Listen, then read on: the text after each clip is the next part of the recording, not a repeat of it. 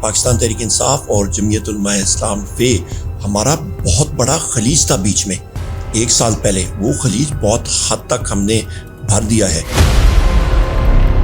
مولانا فضل الرحمان صاحب نے آپ کے سامنے کچھ ڈیمانڈز رکھی ہیں تاکہ کوئی ڈیمانڈ ملیں گے؟ کوئی کسی قسم کی کوئی ڈیمانڈ ہمارے ساتھ نہیں رکھی. کہا جا رہا تھا عمران خان صاحب 1 سال بعد، 1 مہینے بعد، 2 مہینے بعد، چھوٹی عید، بڑی عید، رمضان مبارک، عمران خان صاحب کی رہائی کو بطور اپوزیشن لیڈر، بطور سینئر رہنما تحریک انصاف کب تک دیکھ رہے ہیں؟ وہ ISI ہے، MI ہے، IB ہے، FIU ہے، اسپیشل برانچ ہے اور ایجنسیز بھی ہیں. تقریباً آپ کے کم از کم ان کے علاوہ 10 اور ایجنسیز ہیں جو پاکستان میں آپریٹ کر رہی ہیں.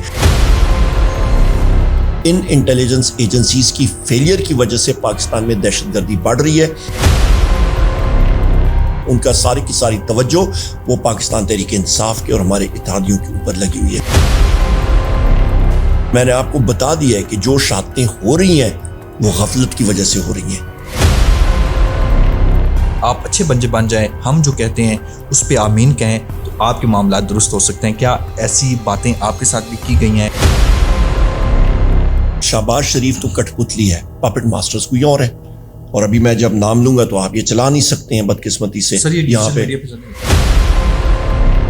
السلام علیکم ناظرین، میرے ساتھ اپوزیشن لیڈر عمر ایوب صاحب موجود ہیں، تحریک انصاف کے سینئر رہنما. عمر ایوب صاحب بہت شکریہ، آپ نے ٹائم دیا. اچھا بتائیے گا، جو اپوزیشن الائنس بنا ہے جس کی 2 روزہ کانفرنس کو بھی روکنے کی کوشش کی گئی، اس کا اگلا لائحہ عمل کیا ہے اور تحریک انصاف اس وقت کہاں کھڑی ہے؟ بسم اللہ الرحمن الرحیم. دیکھیں جی، اپوزیشن الائنس جو ہے یہ تقریباً 1 سال پہلے ہم خیال ساتھیوں نے بنائی. تحریک تحفظ آئین پاکستان، ہم نے بلوچستان کا بھی دورہ کیا، ابھی ہمارے ساتھیوں نے سندھ کا بھی دورہ کیا ہے، پنجاب میں بھی گئے. سب سے پہلی چیز یہ ہے کہ یہ تحریک چاہتی کیا ہے. یہ صرف آئین اور قانون کی بالادستی، یہ منیمم کامن ایجنڈا ہے. اور اس پہ ہم نے باقی پارٹیوں کو بھی انوائٹ کیا ہے. ہم نے جمعیت علماء اسلام فے کو بھی کیا ہے. ان کا اپنا ایک طریقہ کار ہے، وہ خود اپنا پیرلل ٹریک میں جا رہے ہیں. جماعت اسلامی کو ہم نے کہا ہے، جماعت اسلامی کے ساتھیوں نے کہا ہے کہ جی وہ تحریک چلائیں گے رمضان کے بعد. ہماری کاوش ہے کہ پاکستان میں آئین اور قانون کی بالادستی ہونی چاہیے. یہ کوئی پاور گیم نہیں ہے، یہ صرف اور صرف آئین اور قانون کی بالادستی کے لیے.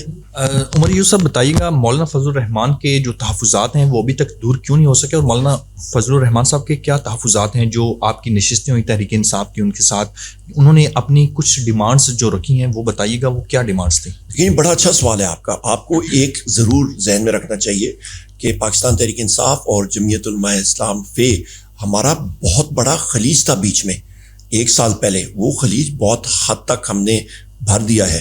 اور انشاءاللہ تعالیٰ اگلے دنوں میں ہماری جو یہ منیمم کامن ایجنڈا جو ہمارا ہے ساری پارٹیوں کو اپوزیشن کی، ہمیں پوری یہ توقع ہے کہ ہم لوگ اس کامن ایجنڈا پہ آگے چل سکیں گے. JUI فے میں ہمارے مولانا حیدری صاحب نے پارٹیسپیٹ کیا.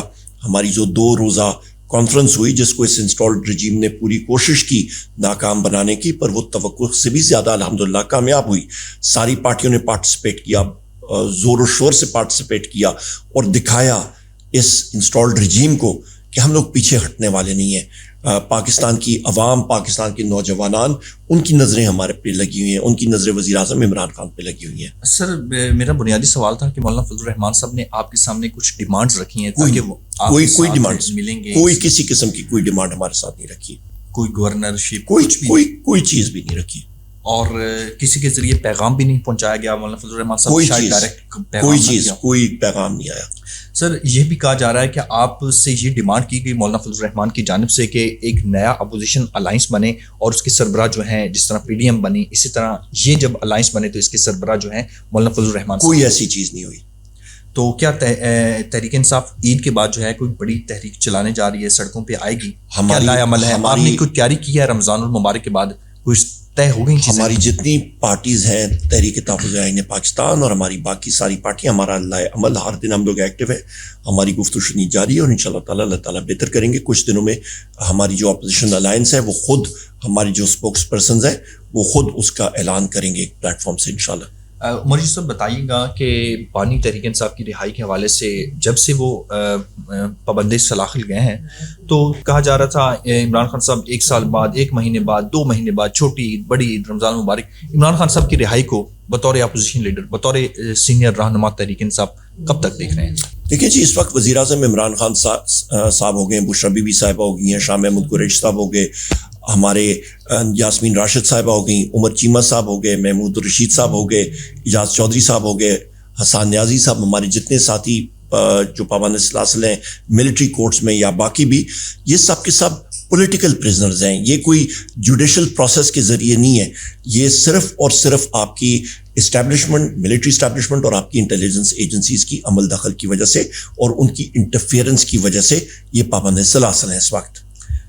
عمر یوسف بتائیے گا، کیا مذاکرات اس وقت بھی پس پردہ کچھ چل رہے ہیں یا بالکل نہیں، بریک ہو گئی ہے؟ بالکل کوئی مذاکرات نہیں چل رہے ہیں. ہم نے کہا ہے جو بھی چیز ہوگی ہم لوگ ساروں کے سامنے انشاءاللہ تعالی رکھیں گے اور وہ ہو رہے ہیں، آپ کے سامنے ہی ہو رہے ہیں. تو آپ کیا سمجھتے ہیں کہ اسٹیبلشمنٹ سے اب راہیں جو ہیں وہ جو ایک خلیج تھا اس کو اب پر کرنے کی ضرورت ہے، حکومت کے ساتھ بیٹھنے کی ضرورت ہے؟ کیا ایسا کیا تحریک انصاف کرے ملک بھی جو ہے وہ صحیح سمت پہ جائے اور عمران خان صاحب باہر آئیں اور معاملات جو ہیں بہتری کی طرف جائیں؟ آپ بطور اپوزیشن لیڈر، بطور سینئر رہنما تحریک انصاف، آپ کے ذہن میں جو آئیڈیاز ہیں وہ کیا ہیں؟ دیکھیے جی، یہاں پہ جس وقت میں انسٹالڈ رجیم کی بات کروں گا تو شہباز شریف تو کٹ پتلی ہے، پاپٹ ماسٹرز کوئی اور ہے، اور ابھی میں جب نام لوں گا تو آپ یہ چلا نہیں سکتے ہیں بدقسمتی سے. یہاں پہ ڈیجیٹل میڈیا پہ بھی آپ نہیں چلا سکتے ہیں. مجھے معلوم ہے آپ کے اوپر پیکا ایکٹ جو ہے وہ انہوں نے رکھ دی ہے، وہ آپ کو ادھر ہی ذبح کر دیں گے پیکا ایکٹ کے ذریعے. لہٰذا ریالٹی یہ ہے، میں پھر ریپیٹ کرتا ہوں کہ انٹیلیجنس ایجنسیز جس کا ذکر آپ کے ہائی کورٹ کے ججز نے اپنے لیٹر میں بھی کیا ہے، میں ایجنسیز کے نام لے لیتا ہوں، ISI ہے، MI ہے، IB ہے، FIU ہے، اسپیشل برانچ ہے، اور ایجنسیز بھی ہیں تقریباً آپ کے کم از کم ان کے علاوہ 10 اور ایجنسیز ہیں جو پاکستان میں آپریٹ کر رہی ہیں. یہ ایجنسیز دنیا کا ہر ایک وہ کام کر رہی ہیں ماں سوا اپنی کور رسپانسبلٹی کے. اپنی کور رسپانسبلٹی میں بڑی بری طرح فیل ہو رہی ہیں، اور آپ کے سوال کا جواب دیتے ہوئے کہ کیسے یہ چیز ریکٹیفائی ہوگی، اس وقت ان انٹیلیجنس ایجنسیز کی فیلئر کی وجہ سے پاکستان میں دہشت گردی بڑھ رہی ہے. ہمارے نوجوان افسران اور ہمارے نوجوان سولجرز جو ہیں، ہمارے جوان، وہ شہید ہو رہے ہیں، اور یہ ایجنسیز کی لاپرواہی کی وجہ سے، ان کی کوتاہی کی وجہ سے. ان کا کام یہ تھا کہ وہ جا کے ان جگہوں کو چیک کریں، ان دہشت گردوں کی شناخت کریں، پر وہ کر نہیں رہے ہیں کیونکہ ان کا ساری کی ساری توجہ وہ پاکستان تحریک انصاف کے اور ہمارے اتحادیوں کے اوپر لگی ہوئی ہے. اور اس کی سارے کی جو آپ نے باتیں کی، بہت بڑی باتیں کی، اس کی حقیقت باتیں ہیں، لیکن اس کی ذمہ داری صرف آرمی چیف پہ آتی ہے یا اور بھی کچھ لوگ ہیں اس میں شامل؟ اس میں پورے جو اس وقت آپ کے سب سے پہلی چیز یہ آتی ہے جناب والا کہ آپ کا جو فارم 47 کا انسٹالڈ اپنے آپ کو پرائم منسٹر کہتا ہے، قانوناً تو وہ آتا ہے، وہ اس کو ایکشن لے یا نہیں کر سکتا. وہ کہے کہ جی میں بری ذمہ ہوں. آئیڈینٹیفائی کرے نا کون ہے، اسٹیبلشمنٹ ہے، کوئی ہے، آئیڈینٹیفائی کرے. ہم تو وہ لوگ آئیڈینٹیفائی کر رہے ہیں. میں نے آپ کو بتا دیا ہے کہ جو شہادتیں ہو رہی ہیں وہ غفلت کی وجہ سے ہو رہی ہیں. وہ آئیڈینٹیفائی کیوں نہیں ہو رہے؟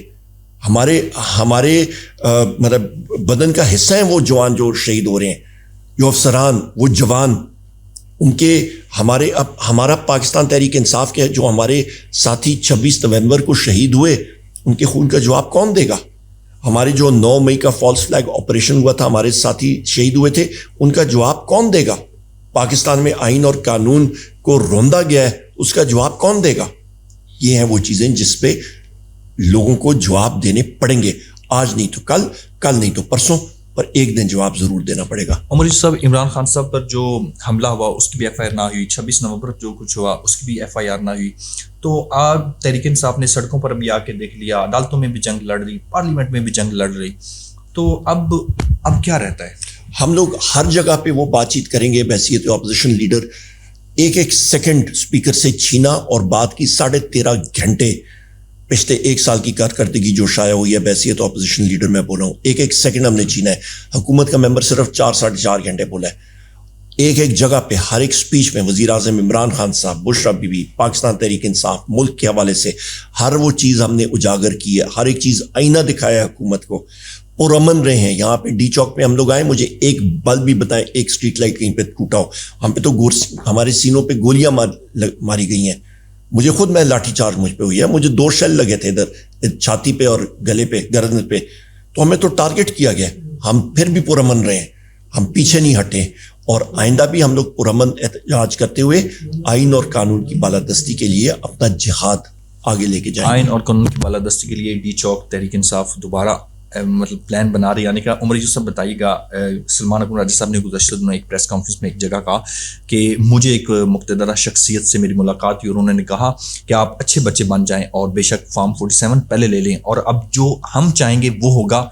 आप फॉर्म 45 की बातें भूल जाएं, आप आइन और कानून की बातें भूल जाएं, आप अच्छे बच्चे बन जाएं, हम जो कहते हैं उस पर आमीन कहें तो आपके मामला दुरुस्त हो सकते हैं। क्या ऐसी बातें आपके साथ भी की गई हैं? कोई मुक़्तदरा शख्सियत में आप मुलाकातें होती रहती हैं या नहीं होती किसी के साथ? मेरा ख्याल है कोई ब्लफ मास्टर होगा जो ये ब्लफ्स मार रहा होगा, उसको पता है कि जेब में जो है वो 2 टेढ़ी पैसे हैं नहीं और ऊंची ऊंची छलांगे कोई मारे तो वो मारे। हमारा एतमाद अपने रब्बुल इज़्ज़त पे है और अपनी अवाम, पाकिस्तान की अवाम के ऊपर है। कॉस्ट हम लोग पे कर रहे हैं और पे करते जाएंगे, अल्लाह खैर सलाह देखी जाएगी। कॉस्ट हम पे कर रहे हैं और करते रहेंगे। बहुत शुक्रिया उमर यूसुफ, हमारे साथ मौजूद थे, हमें वक्त देने का बहुत शुक्रिया। Thank you.